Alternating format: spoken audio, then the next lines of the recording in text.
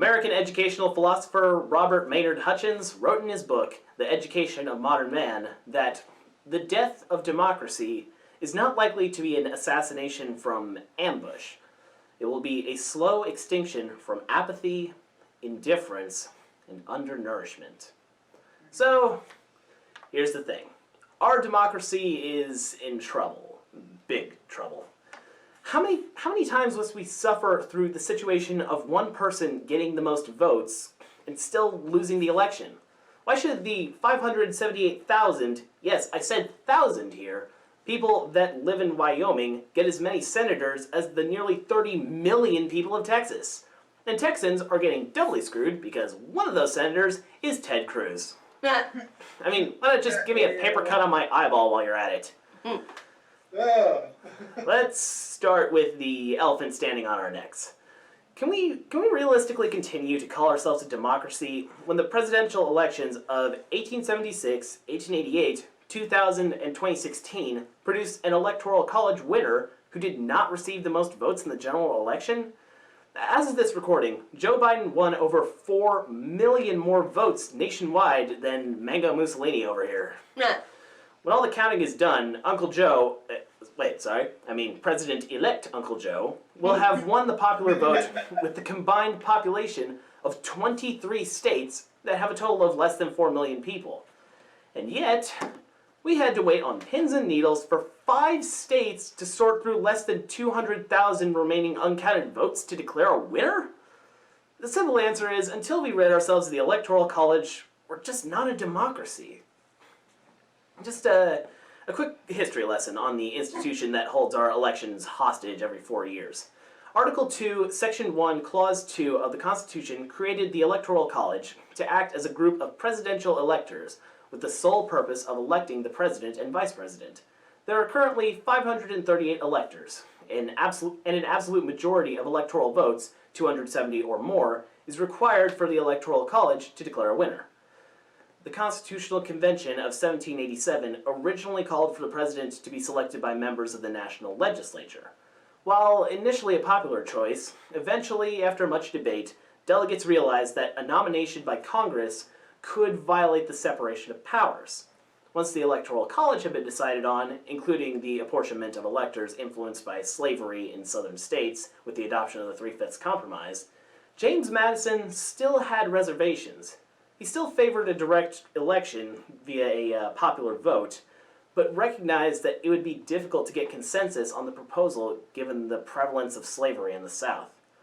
During a debate on the subject, Madison stated, "There was one difficulty, however, of a serious nature attending an immediate choice by the people.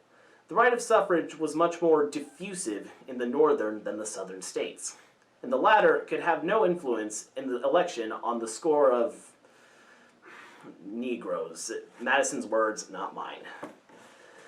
The substitution of electors obviated this difficulty and seemed, on the whole, to be liable to the fewest objections. So, because smaller northern states were worried about being made irrelevant by larger, predominantly slave-owning states, the system that still runs our quadrennial presidential psycho pageant was born. Racism 1, democracy 0. While we're on the subject of small states, here's the thing, supplemental. Even if we get rid of the Electoral College, it will in no way address the inequality of representation in the U.S. federal legislative system. Currently, more than half the people in the U.S. live in 143 urban or suburban counties out of 3,143 counties or county equivalents in total. To make it even more clear, the 6 senators that represent California, New York, and Texas, yes, even Ted Cruz, represent the same number of people as the 62 senators from the smallest 31 states. That means that those states have more than 10 times the legislative power than 3 of the states people actually want to live in. America's non-white population tends to overwhelmingly reside in urban areas or larger medium-sized states.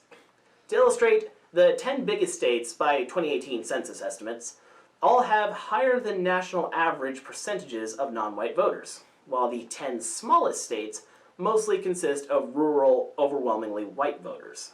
Going back to our previous example, California, New York, and Texas all have higher than average numbers of people of color. And all of those people still only have 2 senators per state. The 10 smallest states with 20 total senators have a total population less than the Dallas, Arlington, Fort Worth, and the Austin, Round Rock metro areas combined. Adding insult to injury, the good citizens of my beloved state of Texas keep wasting one of our highly valuable limited edition Senate seats on Ted freaking Cruz!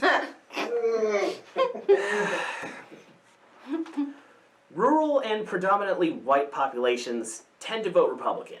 Urban and large racially diverse populations tend to vote Democrat. While it would appear on the surface that the United States is a fundamentally conservative or right-leaning nation, given the number of states represented by Republican senators, House members, governors, and so on, when, in fact, the plurality of the American population is far more progressive than its representatives in government would have the world believe. There are more of us than there are of them. There's been a great video presentation on this subject making the rounds on the internet since the last presidential election. In essence, showing us that land doesn't vote, people do. The 3/5 Compromise was created during the Constitutional Convention in 1783 by small northern states to reduce the representational power of southern states in Congress by not counting slaves as whole people. Now, small, very white rural states are enabling an urban 1/20th compromise. Each of their votes counts 20 times more than one of ours. Just a reminder that in a proper democracy, Biden's 4 million vote lead would mean that it wasn't even close. We'll be right back.